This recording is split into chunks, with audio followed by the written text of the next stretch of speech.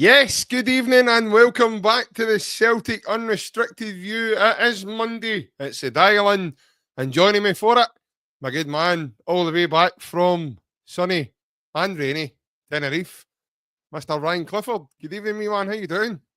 Oh, good. Spoken a bit of, don't want to say sunburns, but third-degree burns in my head, mate. It was a silly boy, so... no, it's good to be back on, mate. It's been a few days since I've been on for you, so it's been good to...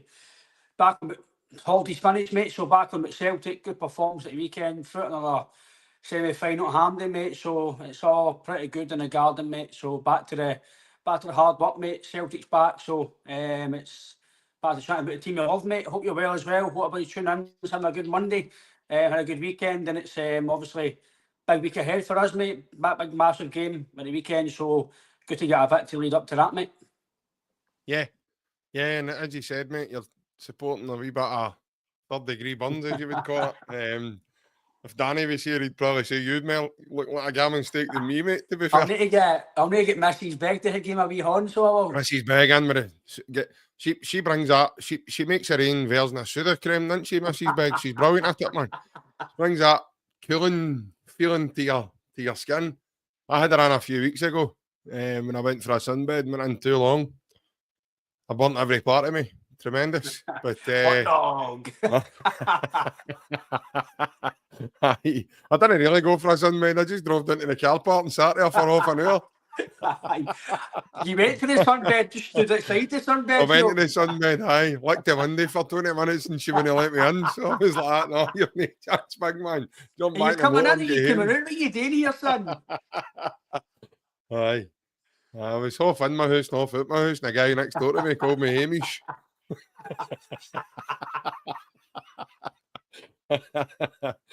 Tremendous. But as you said, mate, obviously it's been a big weekend for the Hoops. I want to apologise just now if anybody's tuning in with us that normally watches us on Twitter. There seems to be a connection problem with our Twitter tonight. I don't know why it's not letting us stream there live. Ryan, we'll maybe need to look into that after tonight's show, mate, to find out why that's been the case. Earlier, mate, to be fair, Twitter was broken down earlier. It was very, very slow, so I don't know if that's an issue with it, because probably my Twitter wasn't working earlier, so I don't know if that's the reason behind it. Yeah, I had a problem. I actually thought there was, when the lads, I was on Friday, I don't know if you'd seen Ryan, and obviously the lads were telling me that there was a problem with my Wi-Fi. As you know, mate, there was ongoing problems because the Wi-Fi had chucked it on us. We had to get OpenReach out to fix it again. Seems to be okay just now because you seem to be able to hear me when I'm speaking first on.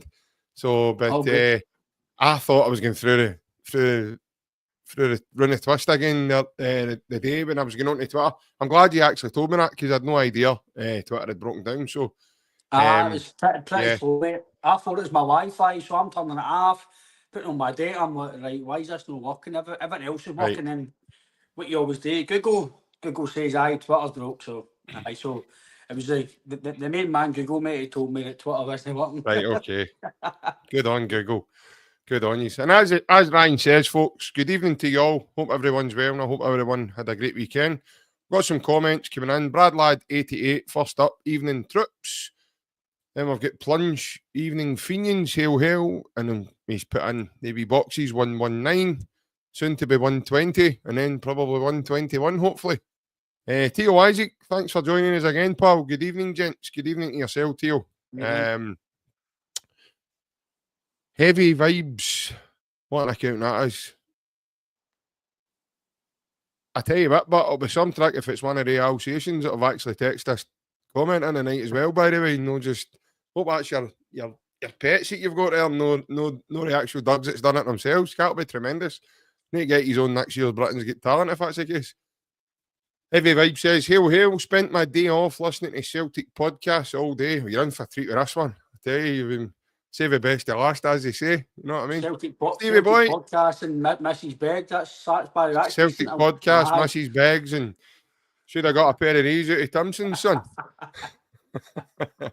Good evening, JP, Ryan, and the chat. Hail. Chris Murray, how you doing, Chris? Good to see you, pal. Evening, boys, in the chat. Hope everyone else is good. Hail. Ryan T's just put a wee Ryan must be tired of it. He's just put in a wee clover for us there. So, aye, tremendous. G-Doc, evening all. Good evening, mate. How you doing? Joe Hart's Bald Patch. What a name that is, by the way. Tell you. Here's a little song I wrote. You might want to comb your hair so it doesn't look baldy. Baldy. Evening, Trips. Good evening, mate. Hope you're well. Be happy. Be happy. Nick Connolly, how we doing? I met Nick yesterday, Ryan, on the way into the stadium. He tried up my pockets. Would you believe it, man? Shocking, man. Absolutely shocking. Just this guy approached me and went, JP. I went, aye, that's my Mac me as well. That's my Sunday name. He says, I'm Nick Connolly. I went, oh, how you doing, Nick? How you doing? So, yeah, there you go. Good evening, lads. Good to meet you yesterday, JP. It was good to you tried up my pockets and I caught you. Good performance yesterday, almost to next Sunday. Aye, hope you're well, mate. Hope you enjoyed yesterday as well. Big Dom. Big Bad Dom. Here we go. Hail, hail, everyone. Hail, hail, mate. Hope you're well. And Stephen Kennedy's joining us also. He said, good evening, JP and Ryan. Good evening to yourself, Stephen. Hope you're well. Yeah, it was a great weekend for the Celts. Celtic running out. 2-0 winners at home. Scottish Cup game, Ryan. Don't think you can ask for anything better, mate, to be fair. No, it's all about getting through in the games. Obviously, there was a bit of hype from, obviously, the Hibs side and obviously the media as well. The Hibs were maybe going to come and get something off us. Obviously, we did get defeated, obviously, at Easter Road the last kind of few weeks there. But again, we did come off a really hard game at Bayern Munich. Mm-hmm. And let's be fair, we kind of get a goal ruled out that on the basis of the moral side of it and maybe the real side of it, it was a goal. And you're probably thinking, I think that was 5-10 minutes to go, you're probably going to go and win the game with the momentum and everything else. So that added into the game yesterday as well. Mm-hmm. I know what Rod's just saying, it's no revenge, but it was good to put aside that defeat. And as much as losing the league isn't good, winning the Scottish Cup and your foot in next round at this stage of the season is probably more important considering the gap in the league. Obviously, it's no good losing. You don't want to lose any games, but losing to that and considering what happened on the other side of the city, it wasn't a detriment to anything domestic-wise, so it was good to get a victory. We actually played really well, I thought. I thought the atmosphere was good as well for Hibs fans. In and out the game, they were singing, but it just looked better for the atmosphere. Mm-hmm. So the SFA, name across the water, and everybody else involved in Scottish football has to look at that. They need to look at the derby games with Hibs and everything else and Hearts. As much as some Celtic fans might not want a full allocation, i.e. derby games at Celtic Park, they might be the same at Ibrox. It just looks it looks like a big game, and it's got a big game feeling. There's nothing better, like you said, JP, like on Sunday, they're going to have fans, but even if they had the 7,000, whatever it is, 8,000, and you go and beat them, or you go and score a late goal, the silence, that's what you want. It makes a spectacle. So it was good to see some of the Hibs fans there, and obviously I thought it was a quite comfortable game. Personally, JP, I don't know what you feel, but apart from one or two wee niggles with Hibs, I didn't really see how we're going to score. It's probably going to be a mistake for us. Yeah, well, first of all, I want to touch on the away support, Ryan. I thought the away support was superb, mate. It was really good to have that in the stadium again and have that energy, because I thought that created an energy within ourselves also. Yep. And it brought something different to the stadium as well, having that, especially that allocation. I mean, they had sold out their allocation. They were up the top as well. They were in the Lisbon Lions upper stand as well. So, and it was good to see that segregational bit as well. And it was good that Celtic allowed them those tickets. Yeah, obviously, I'll give my thoughts in terms of how we played more as we go. We do have our first caller of the evening in waiting. He's in what we call the green room. It's certainly not going to be a blue room for this man anyway. That's for sure. He wouldn't have it. He probably wouldn't log on if it was. So, with no further ado, we're just going to get him in now and see how he is. It is a good man, Mr. Francis Lester. Good evening, mate. How are you, lads? How are you? No bad. I'm How all are right. you? There we go. More to No the point, bad. how are you health-wise this week? Hanging on. Hanging on. That doesn't After sound good, man. No, after going on Wednesday to see the specialist. Oh, I think my Jesus. totties are chipped. I think I'm going to have to put the slippers up for sale. Oh, geez, Oh dear. No, I just got a phone call this morning to say they get the results for the test I had to go and get last week. So Right. but they want to speak to me on Wednesday in the hospital, so I'll go and see what's happening. hopefully all good, mate. Hope everything's okay. For Yeah. fingers crossed. Well, it's to do with my kidneys, so they can recover, you know, if there's something wrong. I saw the pills. I've been on all these mad pills, you know, JP for years. I think it's most to do with that because I don't drink, man, you know what I mean? So never smoked in my life. All the illegal drugs I've been taking for years has puggled me. I like how you say legal ones. It's like coming out of Morrison's with my shopping bag when I come out the chemist. Do you want to see it? It's ridiculous. I normally come out to Morrison with bags that aren't mine. She's the ones under my eyes. Oh dear. Mystery shopper, JP, you call it that? Mystery shopper, mate, aye. Uh, I'm only guy that used to do security and retail and follow myself all about the place, man. It was brilliant. Follow yourself with bags. Used to set the camera up and put the CCTV camera right above me on myself. look how good I look in this uniform. Aye. Oh God. Aye.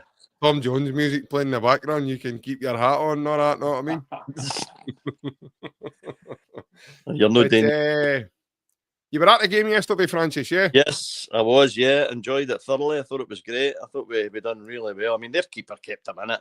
I mean, some of the saves he pulled off in the first half, especially the one for McGregor and the one for Hattati, you know, superb saves. I mean, that one for Hattati was just arrowing right into that top corner, wasn't it? And he got up and put it out of the bar, aye. But no, I really enjoyed it. I thought we played really well. And as I say, I think they had one shot, that shot when they took the shy for about 10 yards up the park to run in and goal, you know what I mean? Nobody said nothing about it. I was like, what's going on there? I say, he's just where the ball fell about 20 yards down the park. He's took the throw in for there. And Big Michael was going nuts. But it was, as I say, I thought we were pretty comfortable through the whole 90 minutes. I wasn't worried at all. The only thing you were talking about, it was great having their support. Was it hell? They were right behind me with two big mad drums. I came home in my ears like that. Boom, boom, boom. I was like, oh no. Doing my nutting. So I hope they never come. Bet you thought you were at a rave again, weren't you? I've never been to a rave in my life. It's, I'm that old. These poles are tremendous, man. I'm getting old dancing shoes back on again here. Saturday night fever for me, you know, the flares and the frilly shirts. The point. That was just yesterday. Still go to the flares and the platforms. But no, on you go, Francis. I was delighted with the performance. Again, I thought Dyson's he's just incredible, isn't he? It's just you don't know what to say about the boy. You know what I mean? The energy that boy's got. Even the last minute, he's battering up and down the park. You know what I mean? He's just incredible. I've never seen a player like him in my life for the amount of how he keeps going. I just can't fathom it. You see other players starting to wilt and get tired, you know, and. But he just never stops, you know. It's just incredible. And I thought Luke McCowan was superb when he came on as well. That was a great ball for Yang to McCowan to cut back for the goal for Biggie Disco. It was nice to see Biggie getting a goal, and I was happy for him. You know what I mean? Because he's been getting through the mill a wee bit recently, so it was good to see him getting the goal and putting it to bed. But I had no qualms about us going through. Yeah, as Francis says there, Ryan, I think personally that our football was what really got my attention yesterday. The calmness that we played with and the way that when moments in the game when Hibs got the ball and they were trying to make moves towards our goal, our players' positioning was what I picked up on yesterday was slightly different to what it's been this season. We looked a lot fresher in the way that we counter-pressed yesterday as well. with guys like Engels. I mean, his work rate off the ball. I mean, with the ball, for me, he's a genius. But off the ball, he's got that physicality that just gets up on your pitch. He becomes a nuisance for the opposition. You look at Jeffrey Sloop. A few times they tried to target that side line, and he just nullified everything that came that way. And he was up against a big boy, and that boy Muller. Big Muller was trying to get up and down the pitch to overlap, but we nullified every move that Hibs make. The boy Triantis is probably, who I think is probably Hibs' best player. He was trying to put passes through lines, and I just felt they had moments of quality, but it was too late because Celtic were already back in and set, and that was down to the tactic that we played. Nothing to do with what Hibs was doing. So for me, to nullify Hibs, a team that's been unbeaten in the last 15, 16 games, I thought was tremendous, mate. And that's a quarter-final in a cup, Ryan, as well. I mean, that's not just a throwaway league game there that, it's the start of the season. You can get a baby dropping points in there. You can maybe have a draw or whatever. Celtic were fully focused, mate, and they were fully focused for a full game. It's the first time in a while as well we've had a bit of a break. So the players have obviously maybe had 2 or 3 days off, refreshed. Some of them might even went abroad for 2 or 3 days. Obviously, you can afford it to go away and do that. So it's I've just been able to afford to go to maybe, I don't know, the Cotswolds or something. I don't know, but no, I do feel the wee break would have been good, and obviously the wee break ahead of next week. This weekend's game is obviously ideal as well because obviously they're across the water. I've got a game 2 or 3 days before it, so again it's fresh. The players will be kind of re-energised. Like Owen Francis says about Maeda, there's players that, listen, these guys are athletes and they're really, really fit. They're proper fit. They're looked after well. They look after themselves. But like you say, JP, some guys are, after 65, 70 minutes, they're feeling it. They need to come up. No need to come off, but they can't perform to their best for the rest of the game. Some guys at 80 minutes, 75, as Neil Lennon and Scott Brown and Rodgers were talking about after the game, at 95 minutes, you think it's the first minute. It's just the guy, whatever he eats, whatever the way he's been brought up, whatever he does and looks after himself, it's unbelievable. There's been fit and then there's been fit. That's not even fit. That's just, I don't want to say impossible, but to be that fit in 95 minutes and still chase doggies and it's unbelievable. And like Roger says as well, he's absolutely bang on. I don't know the ages of people that watch this podcast. I don't know how old or young, but if you've got a young up-and-coming son, even daughter, if they're 12, 10, 15, whatever, do what Roger says. Go and watch Maeda. Just watch him. His desire and the perfect. That's unbelievable, by the way. For a guy, even at that level, he's still, the game's finished at 2-0, and he's still chasing like the game is no one. And for me, that's phenomenal, lads. And like you mentioned as well, JP with Jeffrey Sloop, they've tried to, but they've not been able to. And that just shows you again, it's no Greg Taylor, but teams target that, and they target it, and they get joy out of it. Bayern Munich try to target Sloop. Did they get joy out? No. No, did they get joy apart from the last kick of the ball, and it wasn't his fault. Like he says, nobody's that passed him. He's just experienced. He knows where to be. He times his runs. He's got a shot on him as well. He likes to go forward. So, our football was really good. And I personally don't know what you feel, Francis and JP, but I think that was us at a second gear.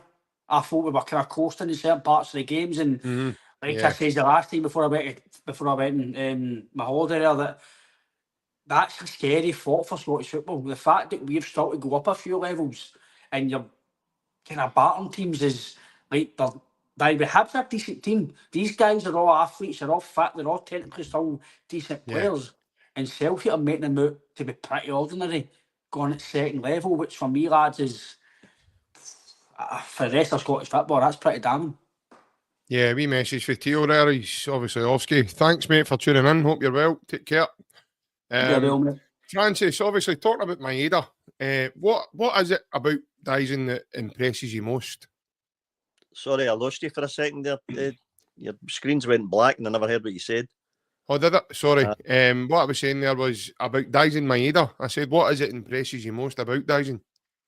I think it's not just he's always had the pace, but I think the quality he's finishing now is got so much better.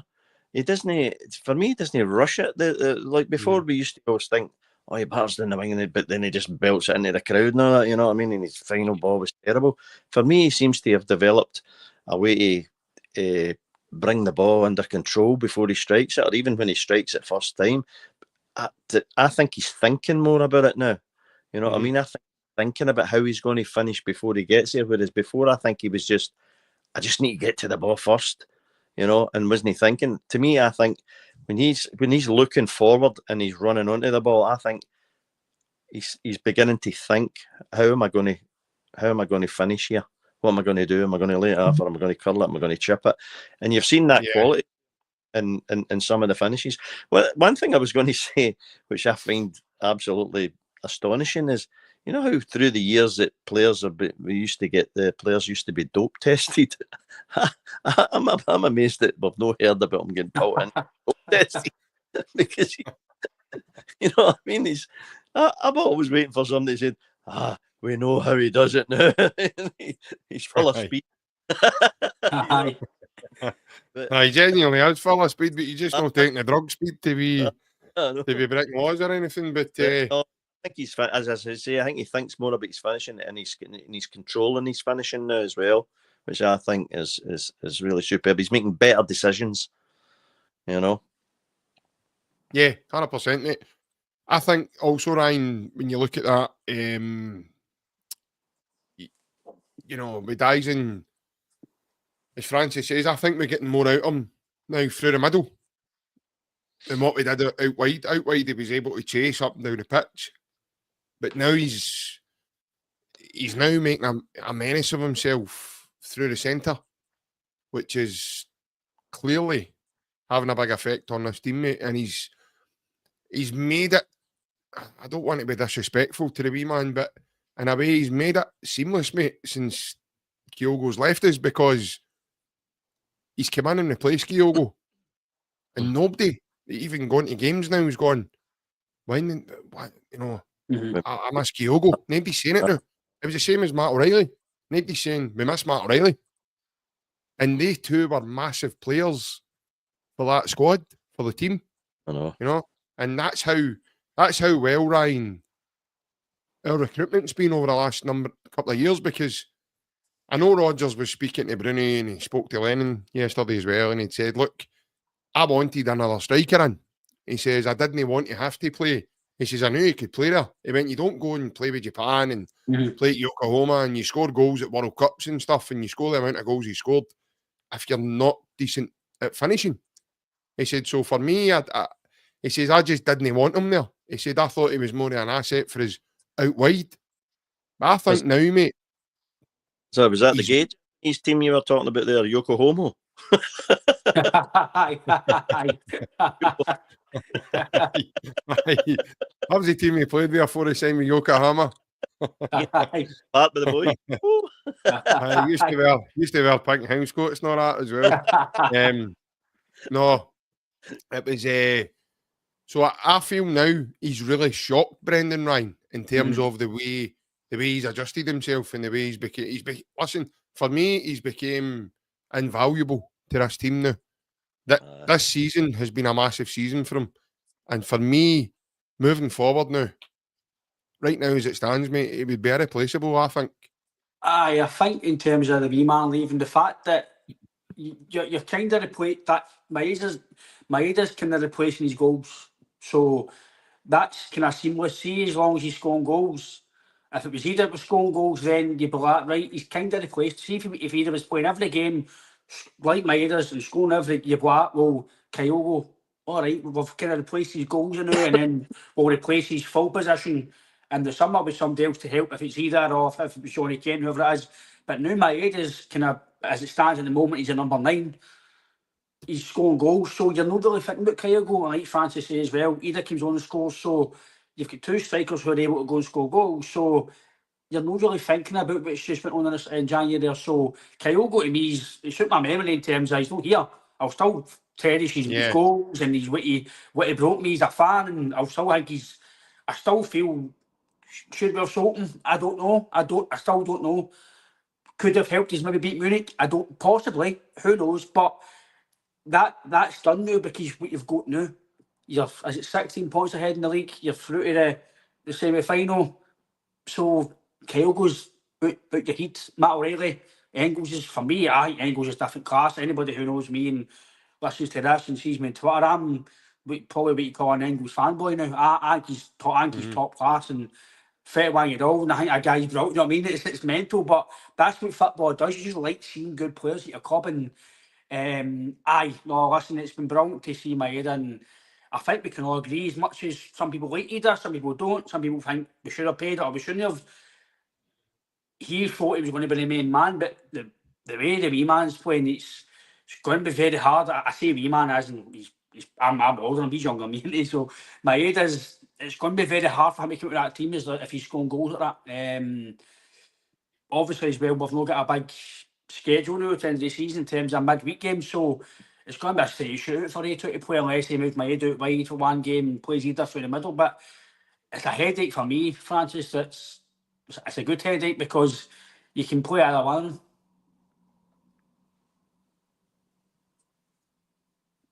That's your cue to come in, Francis. Sorry. When he says Francis, he's certainly not talking to me. Happening tonight, boys. You're cutting out every now and again. It does. For some reason, Francis, it's not. See when we're live, it's not showing it on the YouTube. It's just on this software for some reason. I don't know what it is, mate. It keeps cutting. I think it's this software we're using. Aye. It's just the screens are just going black and the wee wheel goes. It's just for some reason, mate. The last few weeks, it's still when you go live, you can't see it. It's just on this for some reason. I don't know why. Aye. No, but as I say, I'm loving you said about Maeda. I agree with totally. You know what I mean? And it's I think the whole, you see what I'm loving about the whole team. The camaraderie in the team is fantastic. You've seen how they were with the champs tequila, the song, when they played it for Maeda. You know what I mean? I remember that because I used to be a teddy boy, you know. And, I thought you were Mary a T-bird out of Greece. No, You've got that Danny Zico's quiff there, mate. I had the bob and the sideburns, you know what I mean, and the red velvet suit and the brothel creeper. Never crept into any brothels, mind you. Aye. Every time you put a shell suit on, people were asking you for a selfie because they thought you looked like Kevin Keegan. By the way, that was one thing I never wore in my life. See these shell suits? I thought they were horrendous. I just kept thinking about what do you call him? That woman that plays the guy with forget her name. The wee you know the day the loads of money guy. I just think about them in the shell suits all the time. Oh, aye. What is that? What's that called again? I can't remember the bloody names of them, but they were hilarious, you know what I mean? Or the Scousers. It was the Scousers, the three Scousers with the curly hair and the black moustache. Aye. Harry Enfield. Right. Aye, Harry Enfield. Was it Kathy Buck? Kathy Buck, that's it. Kathy Buck. Kathy Buck. Aye, Kathy Buck. Harry Enfield show. But no, it was. I thought I loved it at the end when they were going in the park and they were playing the song again, Me Jota and all that, and Big Trusty and all that. They were singing the song, you know what I mean? You can see we made it. He loved it. He was smiling. He's like, I've got a song now, you know. Francis, I don't know if you're aware of this at all, or MD's ever said this to you before. We've got a wee comment here for Celts 88. He says you look like Callum, a stuntman for Still Game. I look like, who's Callum the stuntman? Mind the guy, he fancied Isa. He went to America. And he ended up, she went home with him one night and he took his wig off and took his teeth out and took his, and he'd like, I can do that. He looked, oh, brilliant, man. Tremendous. He drove a motor right into the canal. Aye. I must have missed that one. I don't remember that. We'll send you. It's brilliant, man. It's one of the newer episodes. Must have been a good looking boy, yeah. I seen things, so anyway. He's a handsome fella, Francis. He's no ugly. He's handsome, mate. He's all right till he starts getting undressed for Isa. By the way, that Isa's a bit of kit. She's not Get a here. new life, aye. No one Real- shows she's no. I'd take her for a wee tango. Aye, Yeah, he's a after guy. the half He's a ten guy. show. I know he's a guy. He's a guy in the New Year episode, isn't he? Oh, Tam, you're looking lovely. I thought you meant it was that wee bird that comes off the bus with her that used to be in that other Scottish. Edith. Oh, Edith. I remember waking up Ah, one day Oh, it's tremendous. when I was Francis pissed. like, right, pal, see you later. Oh, she was brutal, wasn't she? Oh, no, nice. By the way, no nice. By the way, I know where he used to work, by the way, so there's plenty of times he's probably put worse than that night, look. Aye. Excellent. Oh, brilliant. What do you want to drink, hen? Pint of Guinness. Ah, thank goodness. You're going to kill me now. Aye, no, it's one of your alarm will be going after a minute for one of your tablets. And I'm like, rattling Bob. Tremendous, man. Get that Dorset box out quick. That's right beside me here, the new I could show you. If you want, there's about 40 different colours. It looks like a bag of skittles. His Dorset box looks like a packet of mixed M&Ms. Oh, brilliant. He's got every colour in there apart from blue. My kidneys are good. Aye. No blue tablets, no chance of that. I was at the doctor's last week. I took them once and ended up with a stiff neck. Because he's something else there. I was at the he swallowed the wrong end there. Oh, dear. I was at the doctor's last week. Turns out I've got heart and kidney problems. I'm heart lazy and a kidney be arsed. All ones are the best, aren't they? Oh, Oh, dear. Francis, thank you very much. We'll need to move you on because the time is moving on as well, and we'll need to get my next caller in. Good stuff. Great talking to you again. I'll catch you again. You too, mate. All the best, mate. Game Hail, again. hail. Bye bye, mate. Take care. Hail, hail. Bye-bye. Bye bye. Bye-bye. Thank you to Francis for coming in and joining us for this evening. I thought we were talking about blue pills. I thought it was a half-10 show there, but it's a bit early for that, isn't it? I know, man. I was starting to get a wee bit excited there. I was getting a wee bit thingy What's there. that video with that guy? What's his name? See the guy, the guy Skinner. Have you seen that video? He's like, I get a bit nervous, wait. What? See that guy, Thomas Skinner? You know what I'm talking about? The guy does he sells the stuff down south. He's a pure West Ham fan. You must have seen him. And he's mem. He's like, I'm getting a bit nervous, wait. Is that how it does? Is that how it does, Bosch? Ah, brilliant, man. Oh, brilliant. Oh, brilliant. A Bosch, you know? Aye, tremendous, tremendous. Stephen, I don't mind showing my age, pal. I really don't mind, mate. I'm 41 years of age. Turned 41 on 1st of February now, so no, mate, I don't mind showing my age at all. Whether that's a good thing or a bad thing, who knows, but aye. Right, it's time for our next caller of the evening. And it is my good man, my dad, Mr. John M. Good evening, how are we? Evening, lads. How are you? You all right? Good, How are you lad. doing? Yeah, all right. Yourself? All good, mate. All good. Good.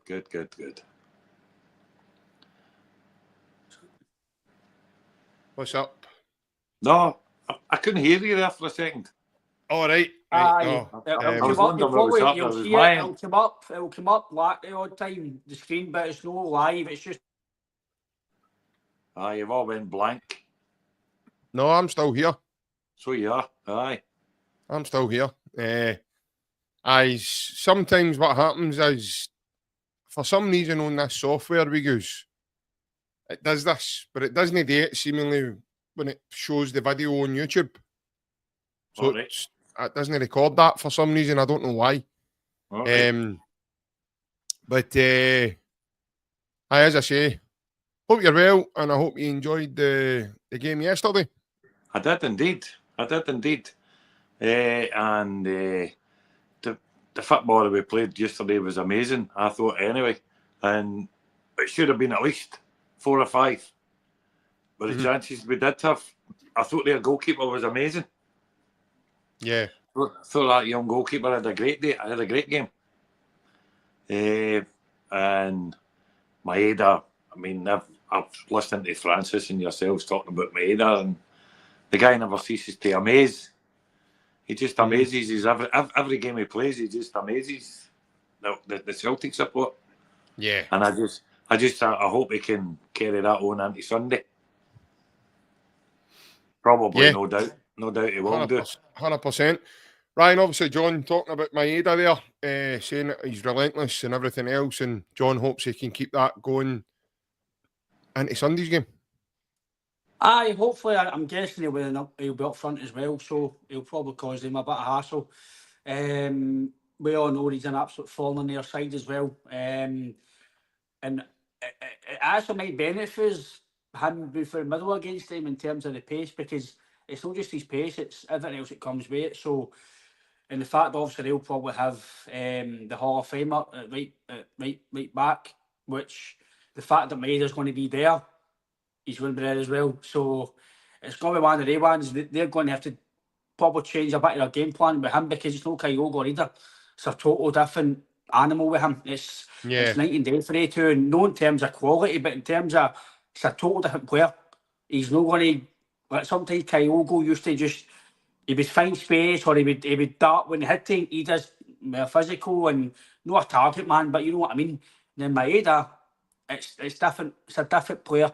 So I agree with you, John. I think that they'll need to deal with something different, I think, next week. And obviously that'll be a benefit, I think, lads.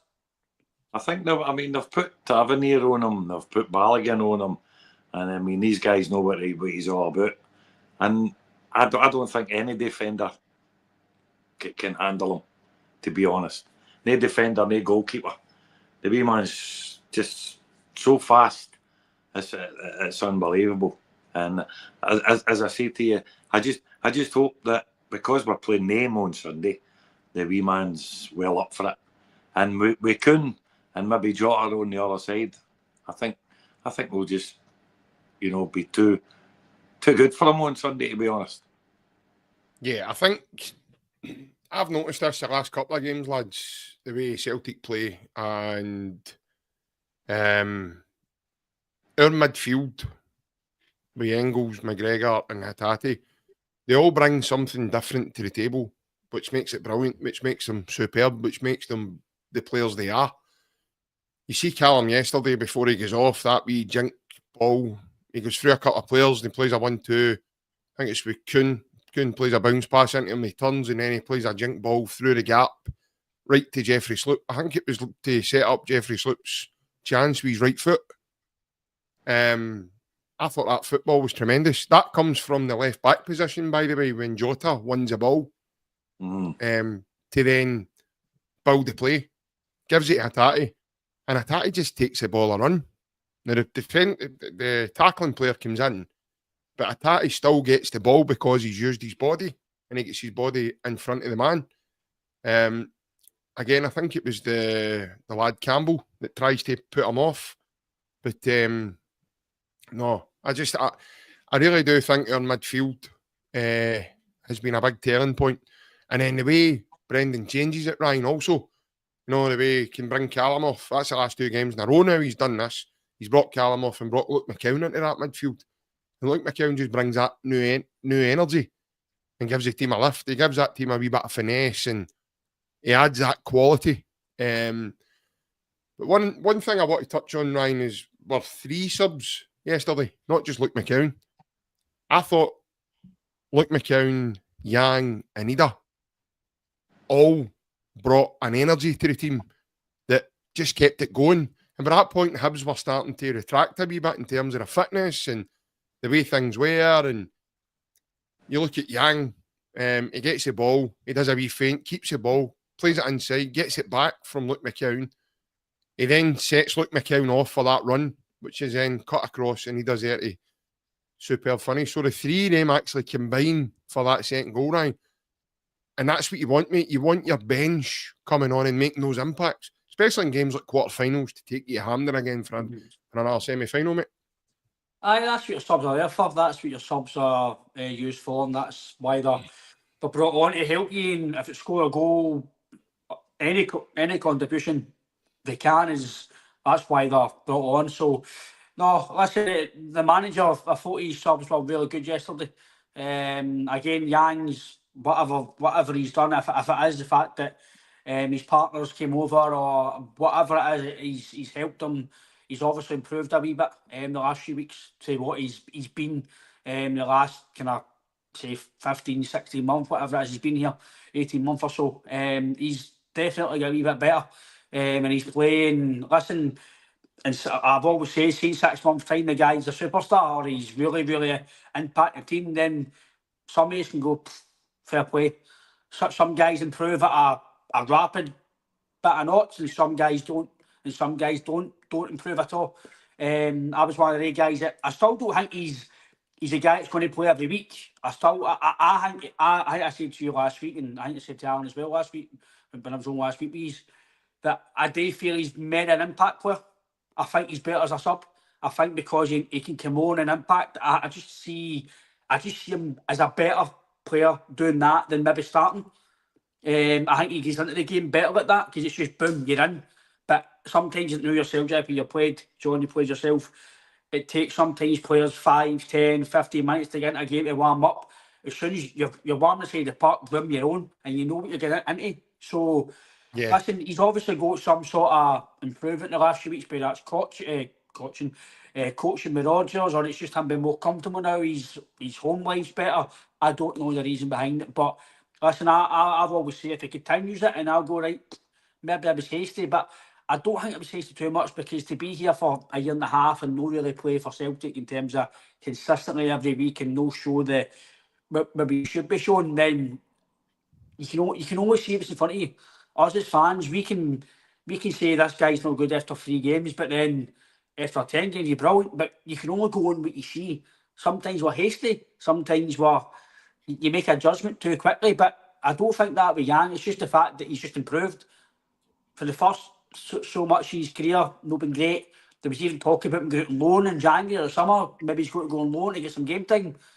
I think now Brendan's probably see him as, if it's a squad player or a guy to play in the team, I think Brendan sees him as that, and I think Brendan, for me, lads, maybe sees him as somebody who can improve, because that's what he's been saying for a long time. He can improve players, he wants to improve players, and if he can't improve them, then they'll maybe be out loan or they'll be away. But seem to be maybe young lads, maybe somebody that he feels you can develop and maybe make a Celtic player.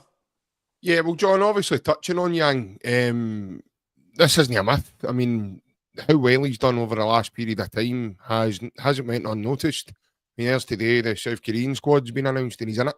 So, Aye. And that's the first time in over a year he's been added to their roster. So they're an up-and-coming side as well, with a lot of young quality coming through. A lot of boys, like 1 or 2 of their boys playing the Premier League in England, and then further afield to the Bundesliga, and then, you know, elsewhere in football. And like I says, it's not went unnoticed. You know, the impact he is making. Ryan was having a laugh the other week there when he came on against Bayern, and he says that, you know, he looked like prime Neymar when he came on against Bayern. But he seems to be getting on. And I mentioned it last week, John, you were on the dial-in last week with myself and Alan, and I mentioned to you lads then, Rodgers could have very easily farmed him out. He could have easily just let him go. He's kept him over the guys like Lager Bielka, Thiago Holm. I mean, he doesn't play Nawrocki, guys like that. The guys that was brought in initially in that transfer, the same transfer window as him, a lot of them aren't there now. And Yang's the one that, you know, even over Palmer, Yang's the one that stayed constant and played in a lot of big games for Celtic. I think Brendan's seen a player in Yang. Do you know what I mean? And I mean, don't forget, I mean, when we look at it, I mean, Yang's still a young boy. Do you know what I mean? Yeah. He's come away out here for his own homeland, what he's been too used to for years and years. And, you know, a bit daunting for a young boy to come here and you know, it could have been like a rabbit caught in the headlights or whatever. And I've always sort of seen, and I said that to you, that I've seen a player in there. Do you know what I mean? And with what he's got in front of him, you know, like say Kuhn and these players and Jota and all. I mean, these guys are always going to start before him. Do you know what I mean? And I think he knows like he's a squad player in the Celtic team. But he just loves being there. And he loves working with Brendan, and he loves working with the rest of the squad. Yeah. And but recently we've seen him come onto a game. Do you know what I mean? And maybe now he said to himself, well, as Ryan said, he's been here 16 months. Maybe he said to himself, no, maybe I've got to get my act together and show what I've got here, and try and work his way into the team. Maybe try and work his way into the first team. Get a shot. Who knows? Could be player. He has a good wee player, and but it's a shame that he's came all the way here. And it could be just one of the culture things with the boy. But I see a player in him. Definitely. Yeah, 100%. Ryan, I've said to you numbers. I mean, I've backed him for day one. I have. I've been a guy that's constant, even at the time when you're like, oh, you can't keep yourself on side up at Perth and blah, blah, blah. And I said to you, how would you feel at that age, 19, 20, having to go to South Korea and live your life? Not knowing, not being able to speak the language, not really knowing anybody, not knowing what was going on. And then you see the stature of the club that you've signed for, with that fanatical fan base and everything else. I think it would take any one of us a while to adjust to life. And I know you mentioned the time that, it's taken him now to, but as Brendan Rodgers has said, it's all about timing, Ryan. It's all about the right timing on things, and it's how you then, as John says there, play your part into this side and the way that Celtic work. Yang's probably had to adjust a million things in his life, Ryan, in order to just be in the actual roster, be in that squad. So, see, to do that with a lot of criticism from Celtic fans and guys laughing at you and calling you a dud and calling you this and calling you that must have been really hard, mate. I know people are having a wee joke in the comments tonight about his girlfriend's doing a bit now and blah, blah, blah.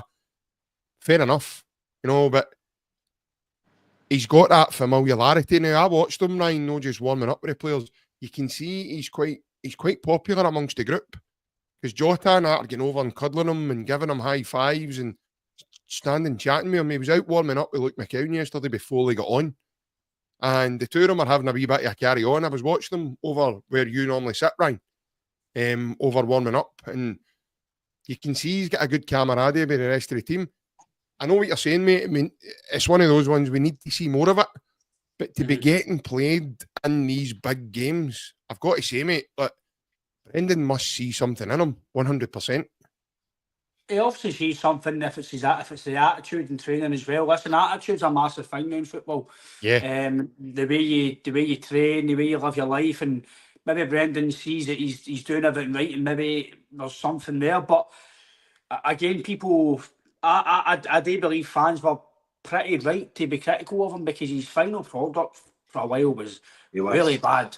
Really bad. Couldn't take on a man. He was getting to the byline, the ball was going to the park, and there's only so much you can coach somebody, and then you need to do it yourself. You need to take on yourself. You need to practice yourself. You need to do things yourself. And listen, if it takes another 6 months for him to become a Celtic player, then listen, we'll need to deal with it. But no matter what country you're from, it shouldn't take you nearly 2 years to end up becoming a Celtic winger to play every week. That for me is a bit. I don't know about that. I don't know if that's just. Maybe it's just my opinion. I feel he's maybe a squad player coming off the bench. That's just the way I see him. I see him as an impact player. He has got directness. He has got a bit of sharpness. He is quick. I just think for what I've seen of him, when he started, he's not done great. But as soon as he's off the bench, I know this might sound daft, and I'm not saying he's Neymar, but he's like prime Neymar. He's off the bench and he's doing this, he's scoring goals. Yeah. And I actually says, I think he came on against Rafe Rovers, and the guy next to me, I was like, oh, here we go, here's Rankin on. And then he scored, I'm like, still shit. Still shit. But do you know what I mean? I'm like, oh no, here we go, Rankin. And he does that, and then he doesn't have a wrong assist. I'm thinking. By the way, I don't think you were the only one that had that kind of mindset either. Us as fans, we can only go on and what we see. We don't know what somebody's doing behind the scenes or doing in the training ground, and we are only privy to what we see on the park.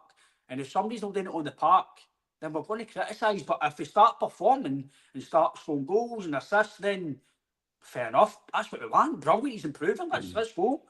You're never not going to support somebody. But if I'm not playing well, you're going to go, all right, is he going to play here? Is he going, like he says, is he going to go loan?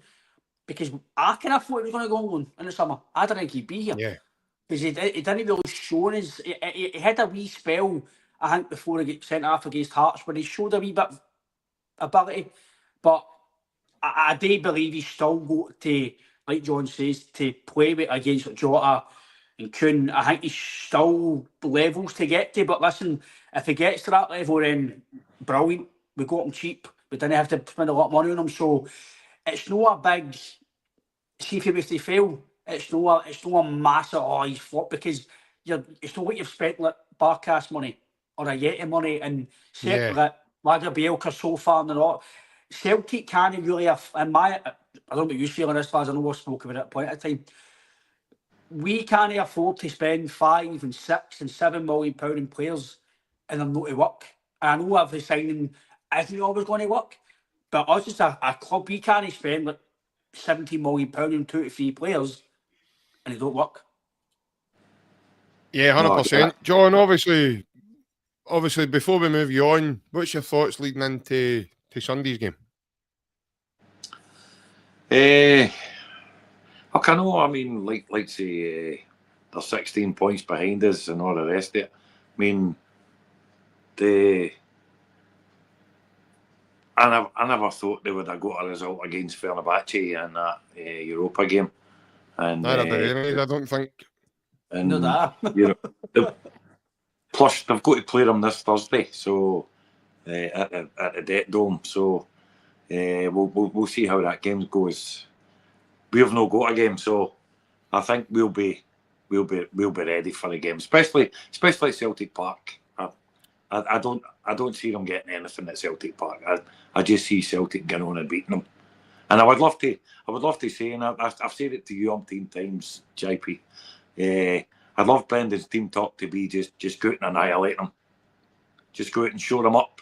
Just go out and annihilate them, and hopefully win about 5 or 6 nothing. I would love that to happen. I would just love that to happen. We all would, definitely. Obviously, thanks for coming on tonight and having a chat with us. Magic, great. Cheers, John. Cheers. Good to talk to you, lads. Cheers, mate. Take care, John. Cheers, mate. Bye-bye. Bye-bye. Bye-bye. Cheers to John, a.k.a. my dad, for coming on and having a chat. Obviously, our third and final caller of the evening has been waiting ever so patiently, so without further ado, we'll get him on. This is another John. Ryan, I think I'll let you do the honours with this one and introduce him. That's my old man, John. The 2 dads on the night. Feel as if we've got a family affair trying to check up this here. Good to be on, lads. First thing, wishing Francis all the best on Wednesday. Hopefully he gets good results. I like to talk about something that I don't think he's ever spoke about before, and it is going to creep up sooner or later, and that's either stadium redevelopment or increasing the capacity. It was, at the game yesterday, it was fantastic seeing all the Hibs fans, or whatever team it was going to be. There was an atmosphere for the 95 minutes of the game. It was brilliant. When the Celtic fans went quiet, the Hibs fans were singing and vice versa. It was really good. But regarding stadium development, obviously I'm just talking about the main stand here. The sooner Celtic deal with it, the better. Because something that might cost 40 million this year is going to cost 50 million next year, and then it'll be 60 million. And the club will have to find the money for that. Obviously, the fans will have to take a hit, which we always get, right enough. Everything goes up in price. Sports mixtures are up to $150 a bag. I've binned them. So, what's your thoughts on that? To be fair, as far as I'm aware, now this is an informed opinion here. This isn't what I'm trying to muster up for my own opinion.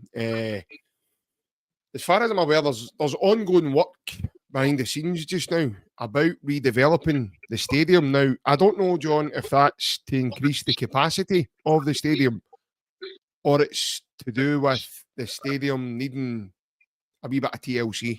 But I do agree with you. I think it could be something that's that could be needed.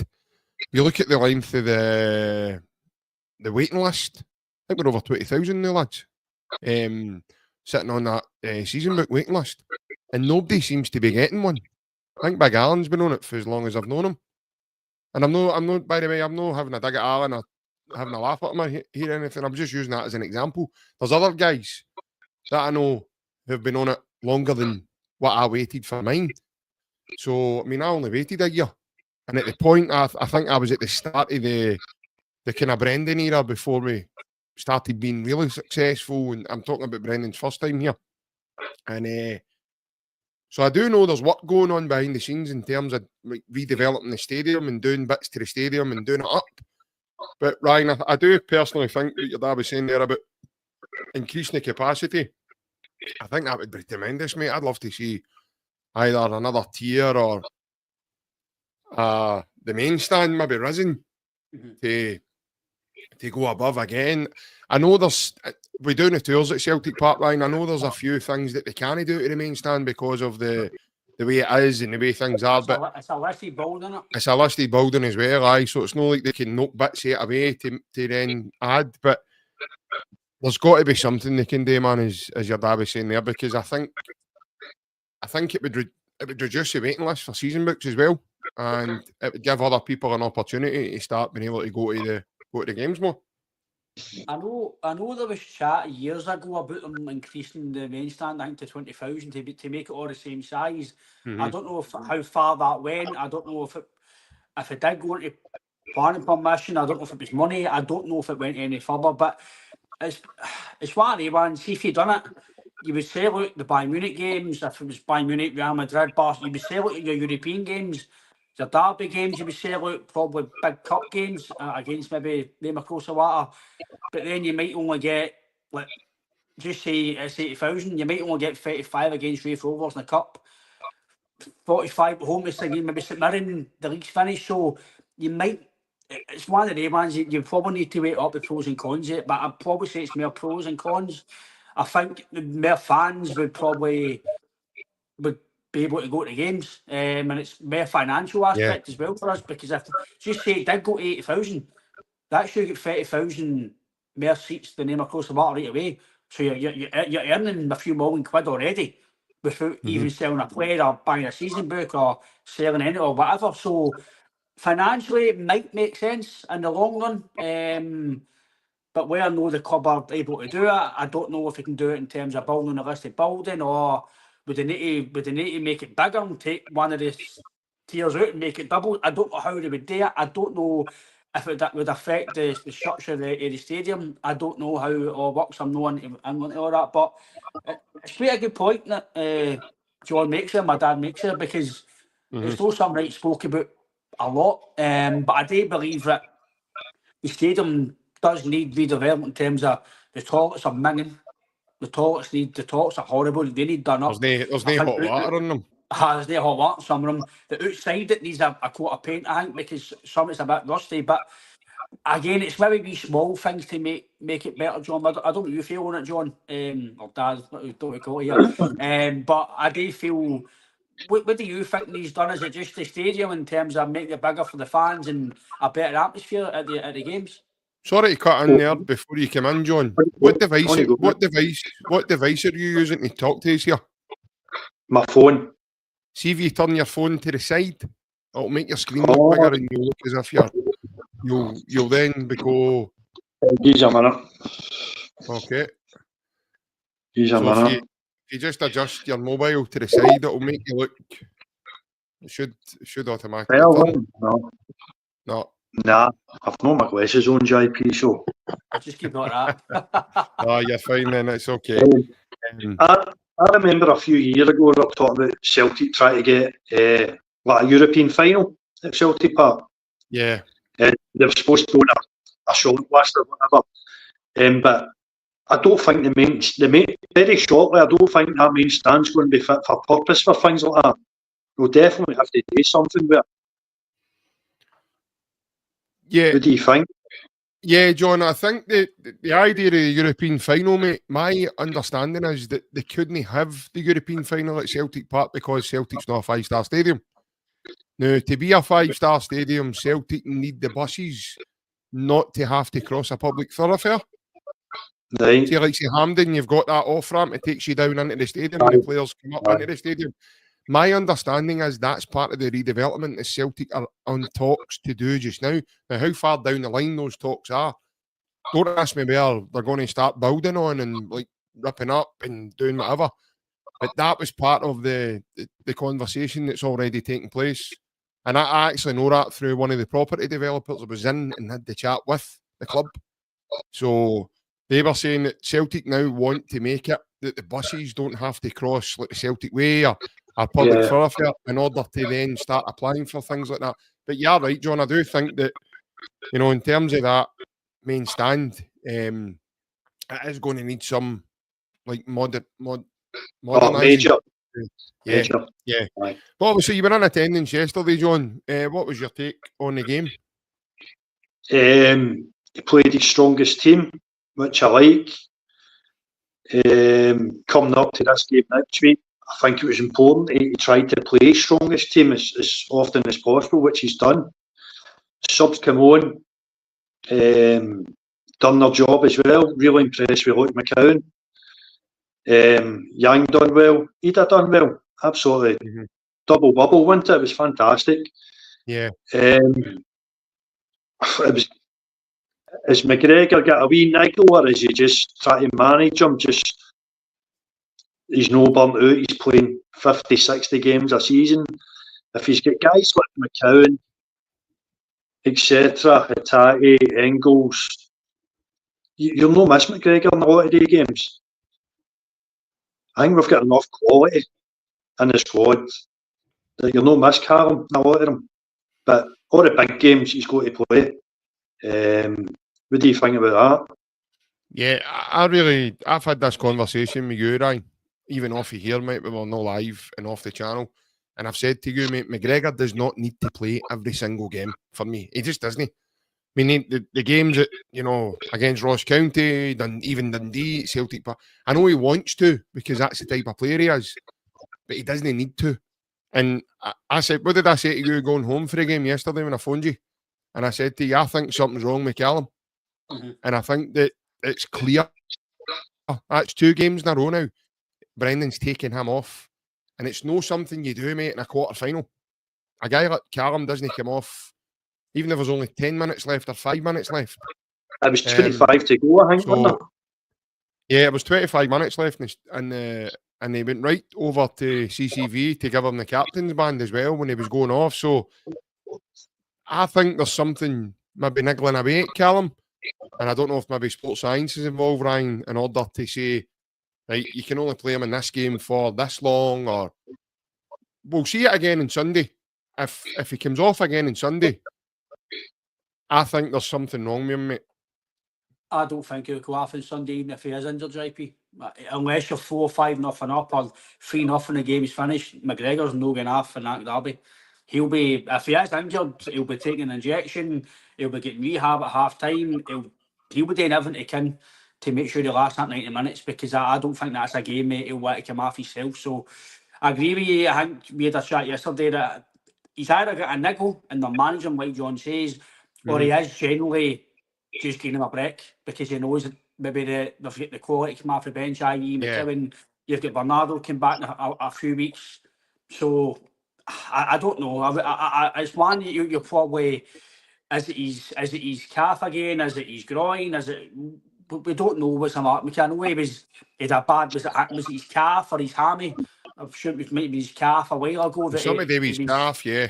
It was quite serious, and they didn't know if he was going to do an operation or he was going to need treatment, or because he came back pretty quick. He recovered for that pretty quick. So I don't know if that's maybe flagged up again, and maybe it's just having to get to the end of the season and then he can rest and or whatever, and he's done so.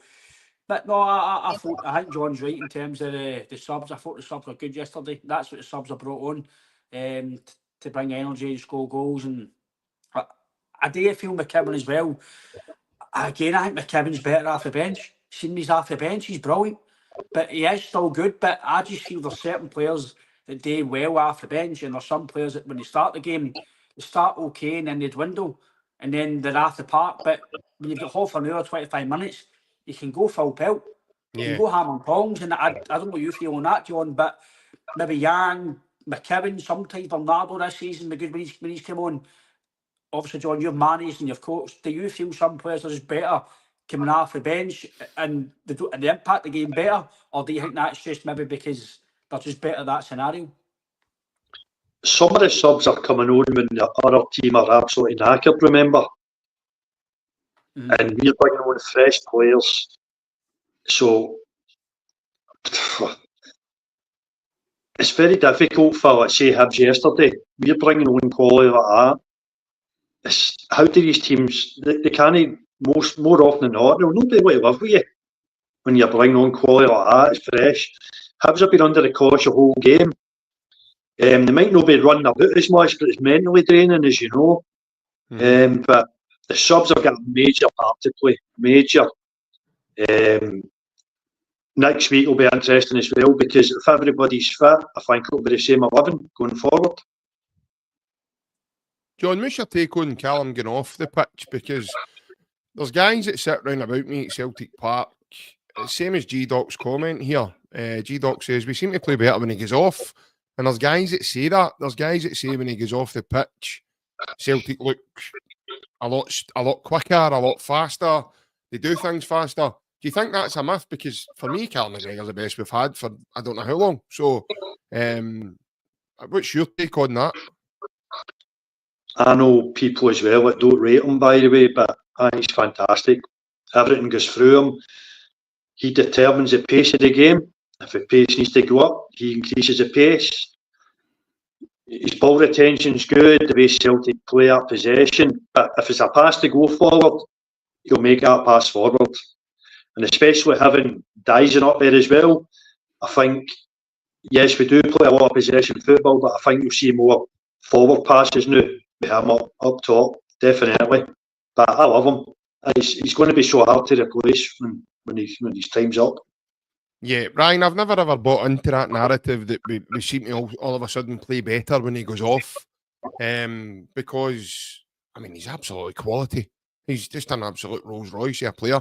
To play the amount of football he can and stay as fit as he does for the length of times that he does, mate,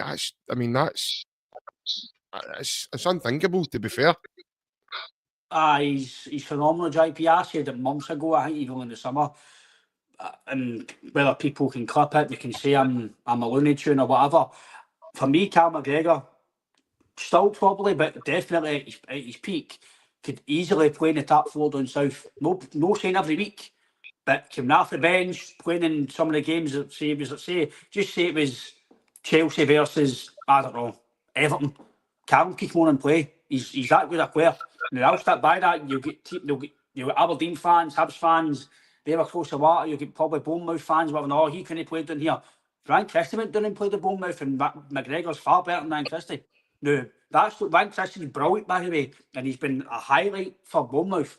But McGregor's levels are no, I want to say like 50 levels, but he's a level or two above Ryan Christie. Yeah. And so, if McGregor could go down there, Scott Brown, people again, I've seen it recently on Twitter. Scott Brown was no good football player. Scott Brown was phenomenal. People don't realise how good Scott Brown was. See, to play at that level for Celtic, you're good with the ball at your feet. You're a good football player. You don't captain Celtic and play these games and win trophies if you're not a good football player. That's nonsense. Scott Brown is one of the best centre mids we've had in a long time. Not just about his desire and the captaincy and how he leads. He's a brilliant football player. You don't play Celtic for over 10 years if you're not good enough. If Scott Brown was a good football player, he wouldn't be playing. Doesn't matter if he's captain or no, he wouldn't be playing. So, no, listen, I think McGregor's top, and I agree with John yourself, JP, that I don't, this nonsense that he's no good or we play better when he's not there. his stats have kind of been doing this season, but his stats are still outshining everybody else in Scotland. Mm-hmm. We've seen that with William, but he showed us the data. And whether you like data or no, data tells you a few things that we don't see with the naked eye. He might get a ball away here and there, but he's still a phenomenal player. So I don't know what you feel for that as well, John. But like he says, next week, if McGregor plays well, Celtic coast that game next week.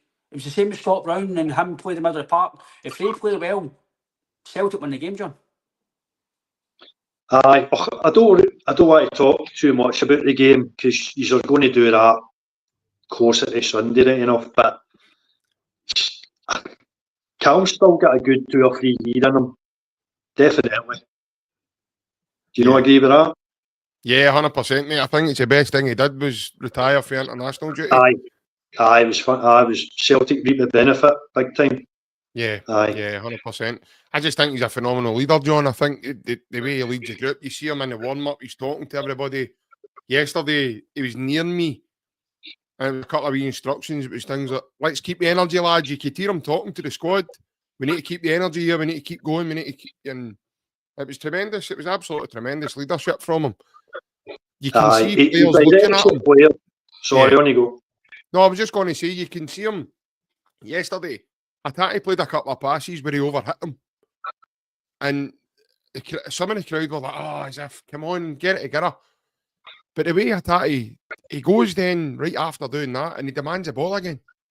And that's all down to McGregor talking to him and saying to him, as if, come on, keep your head. And you see him talking to the boys like Engels, and especially Engels, hell of a lot younger in terms of his age and everything else. So, and McGregor's talking to him through the game, and I've noticed that with Carter Vickers now as well at the back. He's now talking to Alistair Johnston, Trusty. He keeps an eye on Jeffrey Sloop. Not that he doesn't have to, because these guys are tactically aware of the game, John. But just to have not just Callum in the team, but you see Casper doing it for back there. Ryan, you've heard Casper a few times screaming at the top of his voice. He's a big, big voice. And so it's Celtic. Just breaking news coming through, man. Celtic got St Johnstone. Somebody says Celtic St Johnstone. Somebody says well, they certainly couldn't have got Livingston, because Livingston get beat tonight with St Johnstone. So they must have got. We've got St Johnstone in the semi. We got St Johnstone in the semi, and we've been the home draw. So, John, before we let you go, mate, what's your thoughts on that one? I don't really think it matters who we get. It's just too strong for everybody. I did say on that months and months and months ago, I can't see anybody beating us, but I was wrong with that, wasn't I? But honestly, I can't see anybody beating us the rest of the season. We're just too strong. Obviously, with the game at Easter Road a couple of weeks ago, the officials got it wrong. If that goal went in, I can't say guarantee, but I would like to think we'd have scored 3 and won that game. But yeah, I totally agree with you, John, because I think when you look at the chance Jota had as well, where he could have laid it off to Kuhn had an open goal practically. But then if that goal at that time, there was still that 8 minutes to play in the injury time. I personally think if that goal to make it 2-each, one with eyes and stands, Celtic then are re-energised again, and through that 8 minutes would have probably had a chance at least 2 to go in front. Definitely. Well, John, thanks very much for taking the time tonight, mate. It was a great point you brought up in terms of the redevelopment of Celtic Park. Ryan is right. It's not something we genuinely speak about on here too much. Doesn't really become a topic of conversation. So that was a good point tonight, mate. No worries, lads. Take care. Right, cheers, Dad. See you soon. Right. See you soon. Take care. Bye-bye. Bye-bye. Bye-bye. Thank you very much to John. And our final caller of the evening. Thank you very much to our 3 calls tonight. It's been tremendous. I saw a wee comment from our man John Shirley in the comments earlier. I think it was when my dad was on. And he said, why is it the same people who are coming on the dial-in?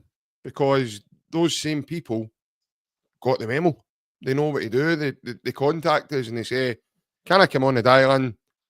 and we arrange for them to be on. It's no difficult.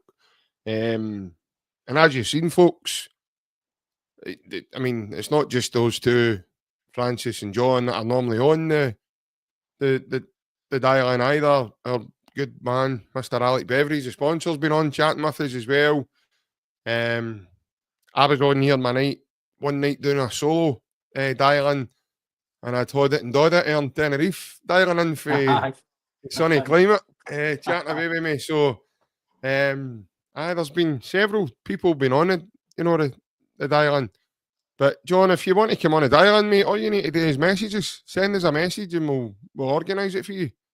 I think your good man in the chat tonight's been on before as well, Ryan. Bill Evans. I'm sure Bill's been on there. Aye, Big Bill. Bill's Big been Bill, on. aye. Bill's been on the dial-in with us as well. So, yeah, as I said, it's, Stevie, that's probably more likely. Stevie says because everyone else is para. That's probably more likely. If you do want to come on, you don't need to be on camera. No, I've said that numerous times. There is one or two things that we will hopefully in the next kind of few months, etc. day for the dial to maybe help people. But obviously we'll announce that whenever we obviously feel a chat about it. But if people want to come in and have a chat, they don't need to do it through the video. They can do the audio if there's anything that. Even if you want to send us something in, and we can just mention your name that you want to chat about it. Well, this is the thing, right? So what Ryan's alluding to is, us lads on here have spoke about an idea that we were going to send out to you folks, and so what we're going to do, rather than if you don't want to come on the dial-in and be live with us, like the phone inside it, what you can do is we could maybe cap a video to about 2 minutes. Well, I done it with Bev a few weeks ago. Yeah, Bev done it. But if any of you saw that episode, you'll know what Ryan's meaning there. What we can do is you can send us a video, but you need to be on social media to do that, or be in a way that we can contact you privately away from the channel. Brad, lad, to be fair, it's not about having guts or bottle or anything else. I mean, have you ever phoned into the Clyde One phone in? You're not even on camera when you do that. You're through as an audio, as Ryan says, and that is an option when you come on. Jerry Lappin, yeah, you do, mate. Unfortunately, you do. You've not got one of the jars in here, mate. So you're in the sin bin for 2 years, apparently. I think Jerry, if you want, you'll need to be paying all night next night out, mate. Jerry, the amount of swearing he done that, man. In that 30 seconds he was on, man, would have paid 2 Christmas nights out for us already. To be fair, he's like, oh no, sorry lads. No, I think moving forward, if we don't do it by this season, maybe moving into next season, we could maybe look at doing it differently, in that you folks could maybe send us a video. And well, that's what it was done for, James. The idea was to get you folks involved so that you would call in and speak to us. Now, I know John has said tonight that, John Shirley has said tonight that it's always the same people on. He said it's a fix. Well, it's not a fix because they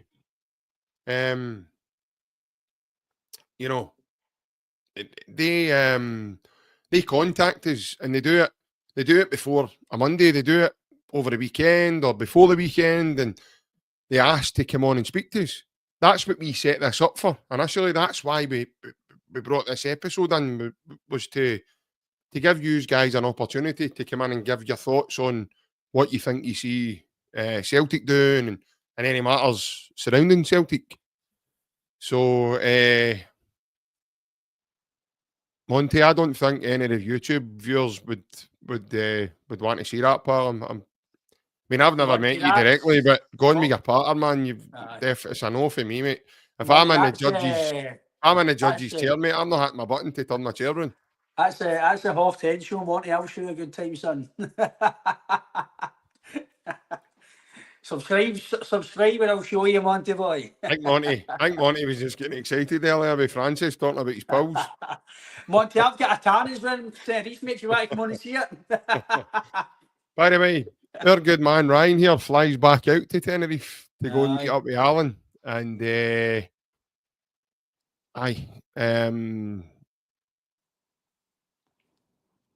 he promises, Monty, that if you want to wait to 10 days away, the next pod he's on after that, he might even show you his white bits, he said.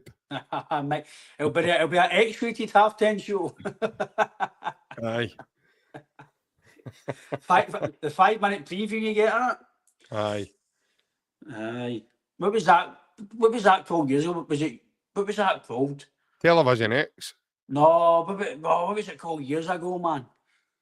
The Red Shoe what was that? Diaries. No, what was that called? Channel 5. Was it Eurotrash? Was it Eurotrash? Aye. Eurotrash, and there was something You get a else. wee French guy on saying this week we've got a No, that's what it was. Was it no etc.? midget. That was what I know, wasn't it? What was it he says? A midget poking an elephant in the arse with a shopping trolley. A midget poking an elephant's arse with a shopping trolley. Ireland, you know that one. Call me. Aye. She's laughing at off phone up. That's how we came up with the idea for a half-10 show, Lindsay. Call me, call me. This half-10 show, after this season's finished, is going to run to 1 o'clock in the morning, by the way. And when it gets to midnight, he's going to have that wee lassie doing all that on the hangme. I'll need to say to Francis because somebody blue pills off him. Francis doesn't have blue pills, mate. By the way, if you take the red ones off, he's told me about them, by the way, off. He'll think Greens Brigade's playing a concert behind him in his garden. The jungle drums are in full at night. Brilliant, man. But no, as we've said, folks, if you want to come on and talk to us, come on and talk to us. Don't hide. Don't talk about it in the comments. That's why the same people are coming on, because we welcome a different opinion for ourselves. We welcome anybody that's got an opinion. Obviously, within reason, as Jerry Lapham says, he's bad for swearing. So Jerry says words that you're not allowed to on YouTube. We're not telling you not to swear. We're just telling you not to let it be every second word that comes for your mouth. I mean, the guys that were on tonight, every one of them managed to get through the channel through that episode tonight without using bad language. So, and I think we do pretty well, Ryan, to try and mind our P's and there's loads of things. I mean, see when you're speaking about VAR and referees, mate, there's loads of things certainly loads of things I would love to say. But I can't. You know, I just can't. And you've got to have that about you that you can't. So it's hard. Sometimes it's hard not to swear. You've got to bite your tongue, but that's football, isn't it? Listen, 100%, mate. I know it doesn't sound good and doesn't look good, but sometimes it's it's no part of football, but it is. It's effing this and that's no right. Listen, it happens. It happens at football games. It's just obviously on here. It's not a good look when you're just effing and this and that. But you've got to try your best to be as polite as possible, shall we call it? Well, Brad, lad, thanks for your honesty. I really appreciate your honesty. You'll certainly be in the sin bin with Jerry then, if that's the case. Instead of them mopping, we'll go to the Sav. Aye, instead of the mopping. We'll try and get one Mary's in, then we'll end up going to the Corinthian. Corinthian, Hold on a wee minute. Hold on a minute. Wait a minute. Celtic it says JP knows all the channels. I was a young man at one point, mate. You know, 41 now. Got a family, I've got 2 wains. I don't watch your kind of channels anymore. But I've no need to watch your channels anymore either. However, I was a young man at one point, and it was dead funny, Ryan, back in the day when you're trying to watch a wee bit of naughtiness. And your ma changes the channel for the living room. I bet now we've got the sticks that we've no go. We're all right. You're midway through it, man. You've got your channel changes. Next minute, man. Wi-Fi's off. Pat Butcher stoning us.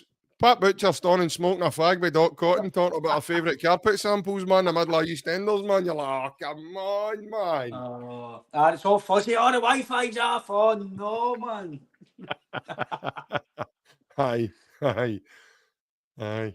You're more screaming for it. You're more screaming for the other room. You're going to run up a bill. Aye. Get Terry back on. Aye. Oh, Get to your bed. You're up a crack of dawn tomorrow. Says aye, but Donald will be too chuffed about that one. Aye, that's another topic of conversation.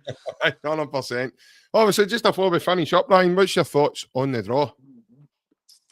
Aye, listen, I think I'm going to agree with what John says there. No matter who we get to draw, it's what we do, mate. Obviously, Hampden again. I think Brendan Rodgers has only lost one cup game. I think he's full tenure. I think Scottish Cup he's undefeated. So I think it's 36 wins, one defeat.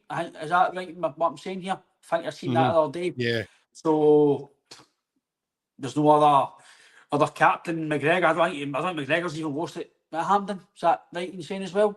Roughly something like that. I don't think he's going to beat Hampden. A final or a semi. That's 20 out of 20 for Rodgers yesterday as well.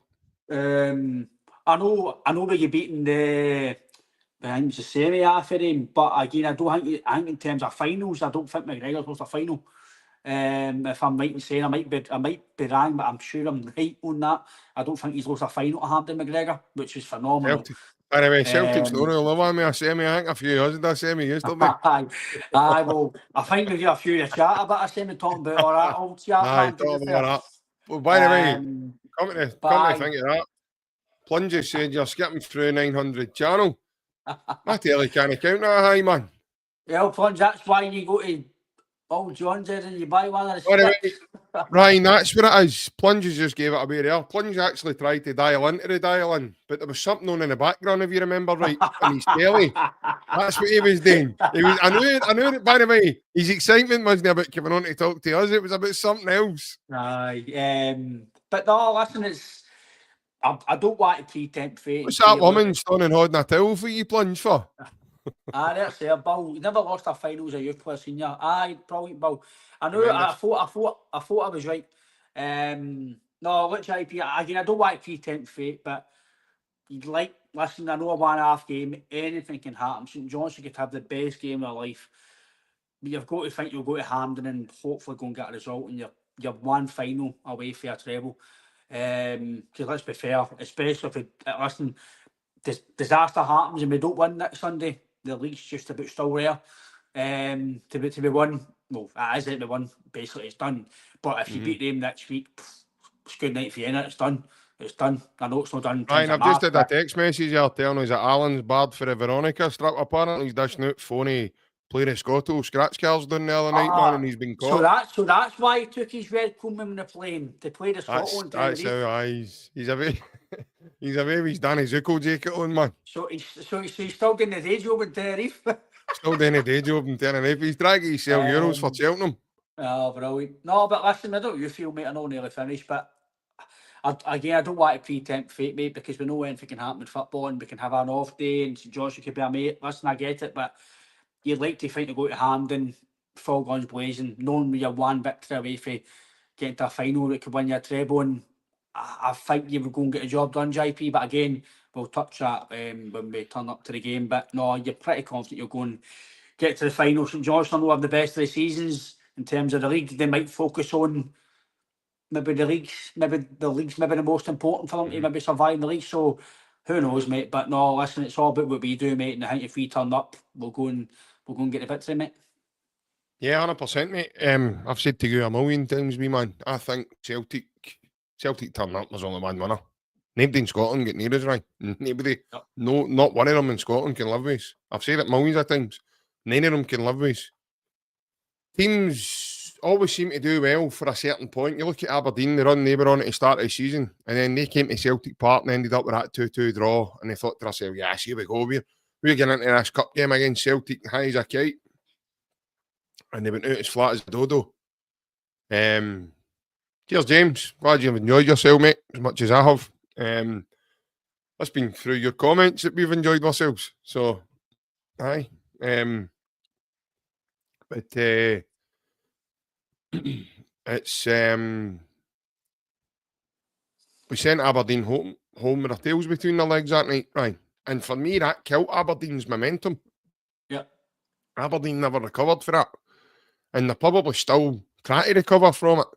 because that was a doing, Ryan. That was a 6-0, you know, about 12, 13-0 that night, mate. Yep. So you look at Hibs at the weekend, Hibs yesterday, they come to Celtic Park off the back of an unbeaten 15 run. Celtic just kept the ball and popped the ball round about them. Teams find when they come up against us, mate, you know, they think they're a good side. Teams think, you know, we're doing well. Then they come up against Celtic. Then you find out there's levels to the game, mate. That's the thing. You find out there's levels to the game. And when you come up against the best, then teams get showed up for what they are. Aye. It's obviously me and you were at the game, mate, at the Aberdeen game, and that was 6-10. That was we absolutely annihilated them that day. I'm sure it was 6-0 minute. That's right, innit? Yeah. Aye, it was a joy to watch that game, and like I said to you, and a lot of people disagreed with me, but for me, that is Aberdeen. That performance was Aberdeen. That is what Aberdeen 9 times out of 10 play like. But we showed them up to be worse than maybe what they are, because if they performed against Hibs or at Hearts, they might have won the game. Just that we're just too good at the moment. The squad, the manager, like I said, I think I put it on Twitter this morning. The mentality of this team is unbelievable. I've seen a Hibs fan. I think he's trying to obviously just, don't know if he's trying to get likes or retweets or whatever it was. He said that being a Celtic fan must be boring, winning the same trophy. And I seen that. I'll tell you what. Anybody that thinks winning is boring, supporting Celtic, supporting football is not for you. Go and watch cricket, go and watch the booty, go and play darts, go in the pub and do what you want. Winning is the most hardest thing in football. It doesn't matter if it's Scotland, the Championship, the League One, League Two, amateur football. Some of the best players in the world are at the pomp, don't win trophies. They play with the best clubs. Some of the big teams like Man United. Look at Fernandes. I know he's won the odd FA Cup. Man U, league trophy. Some guys play with like Arsenal. Was he with him when they won the Europa League? He might have been, but I'm just wondering if that was before him. He might have, but I just mean, I'm just using him as a scenario, but there's I know players what you mean. And don't win trophies. They might have billions of pounds in their wallet, but football's about winning. And Celtic, to have a mentality to turn up every day at training, like I said with McGregor, people say, oh, it's winning Scotland. Doesn't matter if it's Scotland. See, for Celtic to win leagues every season, I've got to make money and tough. But you still need to go in the park and perform day in, day out to win trebles and doubles. Winning is the hardest job. You played football yourself. Winning is the hardest thing in football. I know people that I played with and played against, and people I still don't play. I've won nothing. Won nothing. Better players than me. Won nothing. I won a few trophies, won a few leagues. Brilliant. I loved it. Yourself, you're playing Celtic players, the mentality of that team to keep going every day, every game, and win trophies. People do not understand how hard it is. Even though they get paid all this money, aye, brilliant. But to go through the wars, the mentality, every day get up, and it's phenomenal with these guys day to day in, day out. I get paid money, but it doesn't matter. You need to play against what you're playing against every week. And to do that every week and win trophies and keep going with that dedication, desire, it's phenomenal. So to say winning's boring, I don't know what's exciting then.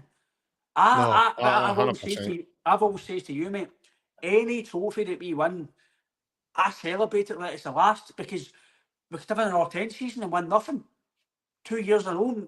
Listen, see if for this treble, I know it's not going to happen, but we might not win nothing for a full year. I know it's not going to happen, right? Because we've got all the finances and we're too good a team and manager. I get all that. I'll be doing this podcast myself if it happens. I know I'm taking Bleakstone down the Clyde with me. You and Big Alan on it, Irene, and we got to Tenerife. You'll be going to Butlins. Have we got to Craig Tara? You and Big Alan are away to Alton Towers. Aye, but I'm just talking about as a scenario, mate. Listen, we can win this season treble, brilliant, and then we'll win that for 3 years. But I know it's probably not going to happen, but you need to celebrate every trophy you win to the best you can, because you don't know when the next one's going to be. The next victory's going to be. Football's football. So for anybody to say that it must be born to be a Celtic fan, I I don't know what to do, JP. Do you go and watch cricket? Do you go and play darts? Do you go and play golf? If one of Toby's doesn't get you your plums going, then I don't know what it does. Just go to Plungy, so she puts channel 900 on for you, man, and you have a rare there to yourself. He watches us win trophies eating cold beans. I know, sitting in the cupboard with Mark McGee and me, Hugh Evans. That's crazy, man. Saying winning's boring, honestly. God, that's First one, crazy. first one to take your cardigan off, go to buy the next round of beans. One of the tunes, man, honestly. It's tremendous. Crazy, honestly. I know people have got opinions, mate, and listen, I welcome any opinions, but sometimes things are just a bit wild, and to say that winning's Celtic fan, it must be boring.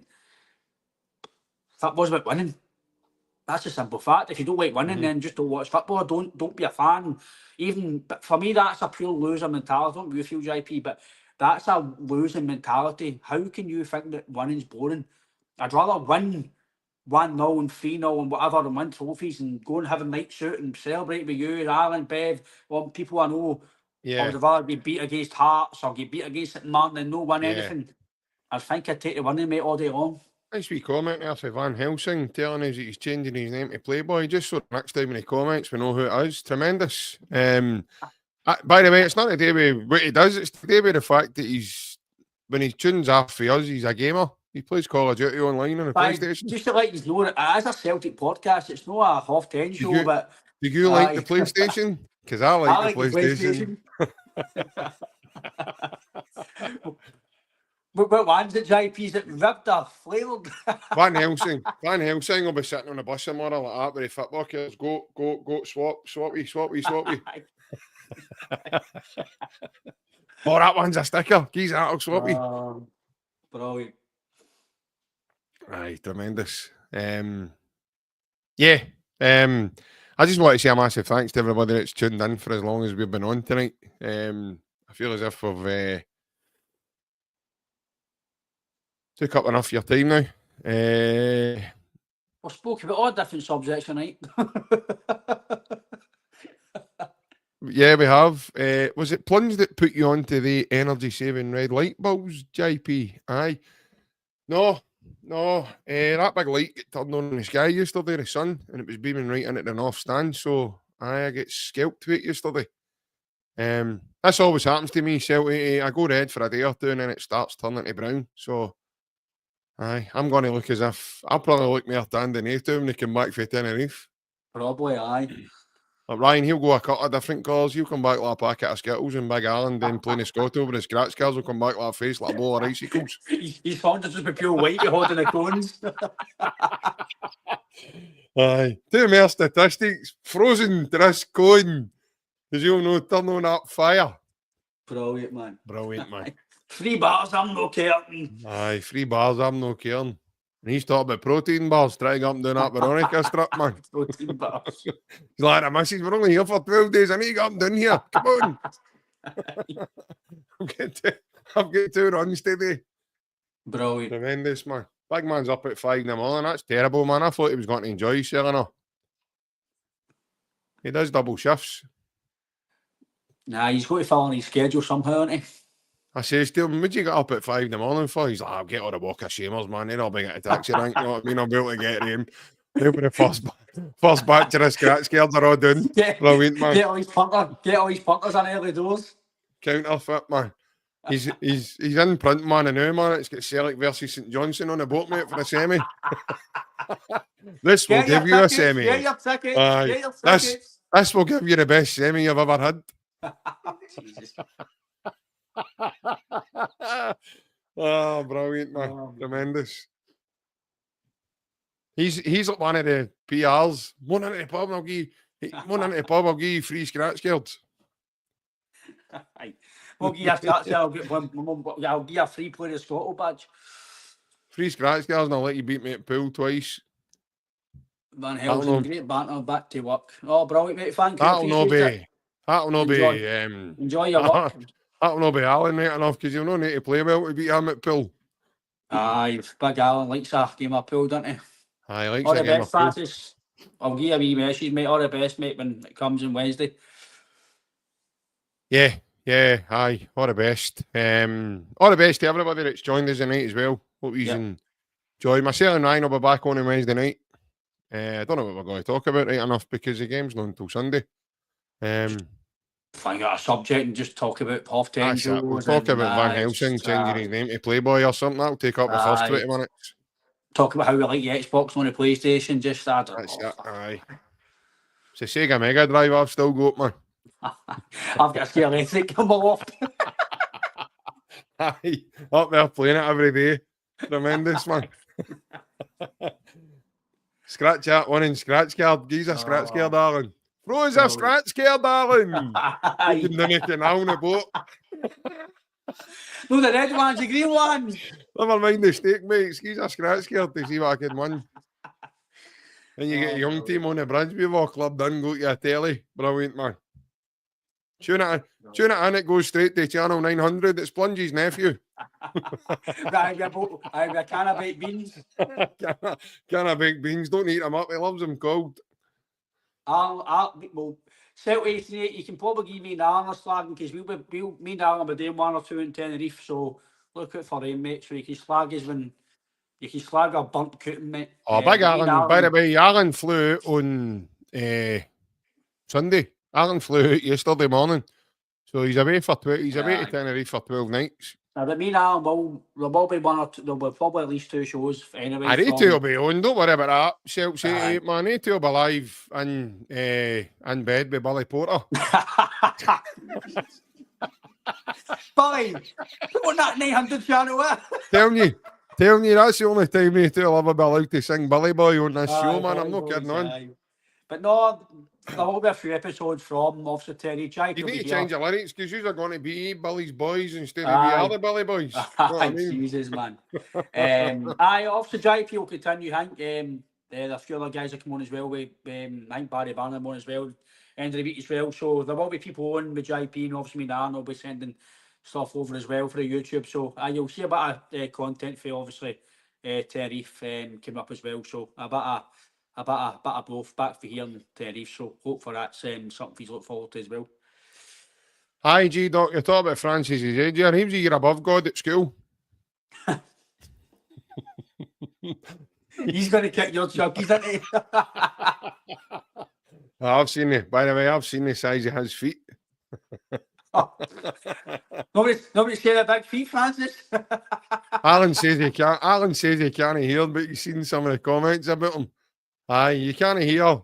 That's because that guy walloped you right in the ear. You sound like you've got tinnitus when you're talking now. Get a phony scratch girls down and get out the real ones. You're a big lightweight, you. No, enjoy, mate. Enjoy. Remember, Alan, if you need the toilet, you have to say you need the toilet. Remember, and hold each other's hands down the Veronica strip. It's very dangerous. Remember, don't go down Veronica. It's very dangerous now. Alan's always had selective hearing anyway, so he's all right. Right. But, Alan tremendous, mate. Tremendous. Oh, brilliant. Just be careful. Don't be talking to him, then they'll try to offer you aftershave. That's not aftershave. That's something else. Your skin will come out in a rash. Don't be talking to the bad men in the toilet, Alan. Aye, bad men in the toilet. Stunning area when you're at the urinal, what to talk all garbage chat to you. Get lost. When you move. Get lost, you poke nose. Aye, get lost. Brilliant, man. Brilliant. Big man's just waxed his cellar before he went, and all, man. He'll be going through the toilet like a baby seal. Silky smooth. You better hope he doesn't fall. Oh, Jesus, man. Alan, you better take somebody with you. The doctor says you've not left anything heavy, mind.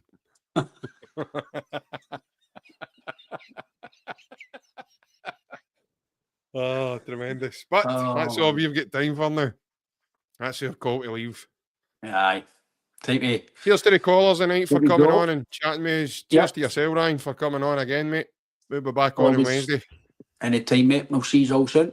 Good stuff. Take care, everybody. We'll see you all again on Wednesday night. Hail, hail.